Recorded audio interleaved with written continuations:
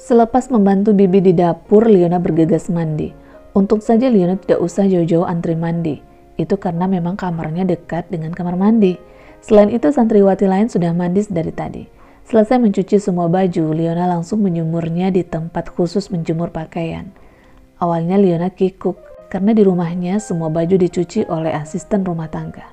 Apa boleh buat, keadaan memaksa gadis itu untuk beradaptasi. Segala kemewahan harus rela dia tinggalkan dengan terpaksa.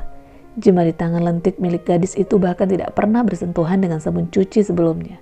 Kini dia harus rela mencuci pakaiannya sendiri. Liona masuk ke kamar setelah selesai menjemur pakaian.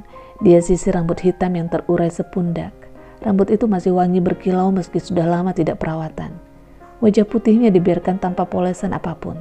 Satu bintik merah tumbuh di pipi jadi sangat terlihat. Liona mengamati tangan dan kakinya. Ternyata beberapa bintik merah ditemukan juga di sana. Liona mengoleskan krim untuk menghilangkan bekas gigitan binatang malam yang menggigit tanpa permisi. Liona duduk di atas tempat tidur bersandar ke tembok. Sebuah buku diari dia letakkan di atas pangkuan. Wajah gadis itu langsung sumringah terbayang Ustadz Abizar. Liona merasa Ustadz muda itu memberikan perhatian lebih padanya. Entah kenapa Liona menjadi salah tingkah sendiri. Sebentar-bentar dia rapikan jilbab meski tidak berantakan. Sambil menahan degup jantung yang mulai tidak selaras lagi. Ada debar aneh dirasakan setiap mengingat Ustadz Abizar. Duh, yang lagi asik melamun sampai nggak lihat ada teman sebelahnya. Tiba-tiba saja Rere sudah ada di samping Liona, mengagetkan Liona yang sedang asik dengan lamunan tentang sang Ustadz. Gadis yang bertubuh lebih pendek dari Liona itu tampak kepo dan berusaha melirik buku diari baru Liona yang masih terbuka. Buru-buru Liona menutupnya sambil membulatkan mata saat tangan Rere terulur ingin meraih buku itu. Ih, kepo banget sih, sana minggir. Liona segera mengusir Rere, wajahnya memerah menahan malu. Cie, ada yang sedang jatuh cinta, ledek Rere. Sama siapa? Liona hanya tersenyum, membuat Rere semakin penasaran dengan siapa Liona jatuh cinta. Namun urung menanyakan lebih lanjut karena sudah mendekati azan maghrib. Bergegas dua gadis itu menyiapkan mukena dan langsung menuju musola untuk sholat berjamaah. Rere dan Liona segera mengambil saf di bagian depan. Entah perasaan apa yang sedang menggelayuti pikiran gadis itu. Liona selalu membayangkan sosok Ustadz Abizar di setiap kegiatannya. Lagi-lagi Liona tersipu malu sendiri. Rasa penasaran Rere semakin menjadi ketika melihat teman sekamarnya itu senyum-senyum sendiri. Diam-diam dia merasa bersalah karena pernah ikut berprasangka buruk terhadap Liona. Saat gadis itu difitnah, dia justru tidak percaya padanya.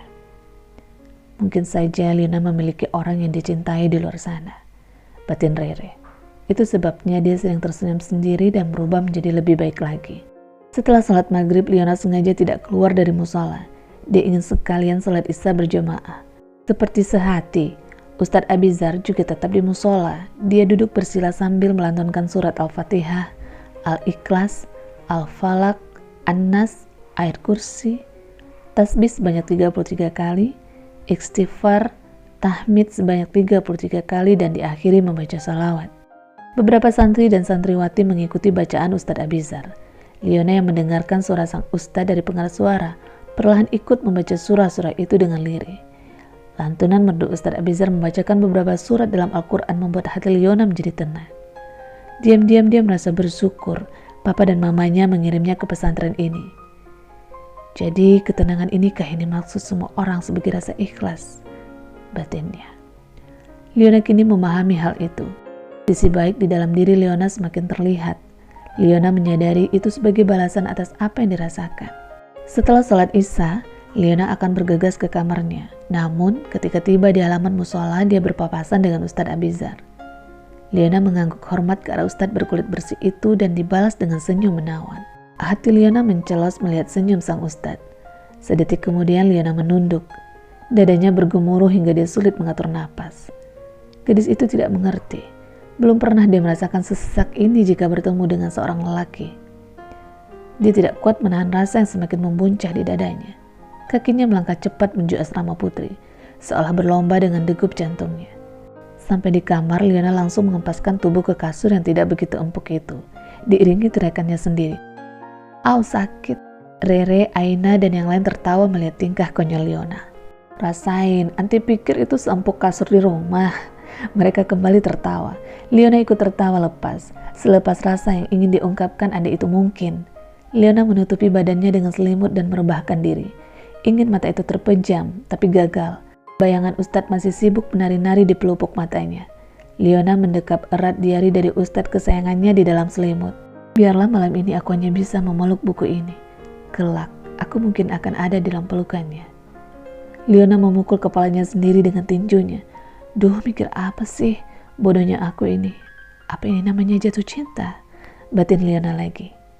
Berulang kali mencoba pejamkan mata, berharap bayangan itu pergi. Tetapi gadis itu selalu gagal menepis bayang Ustadz muda yang menawan. Pikirannya kacau tidak karuan.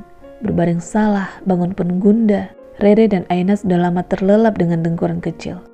Saat ini Liona hanya ingin tidur.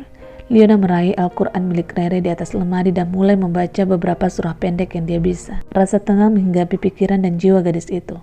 Tanpa dia sadari, Liona tertidur sambil memeluk mushaf suci itu. Malam begitu sunyi, alam begitu damai, binatang malam yang mulai berkeliaran. Nyanyiannya tidak mampu mengusik lelap tidurnya.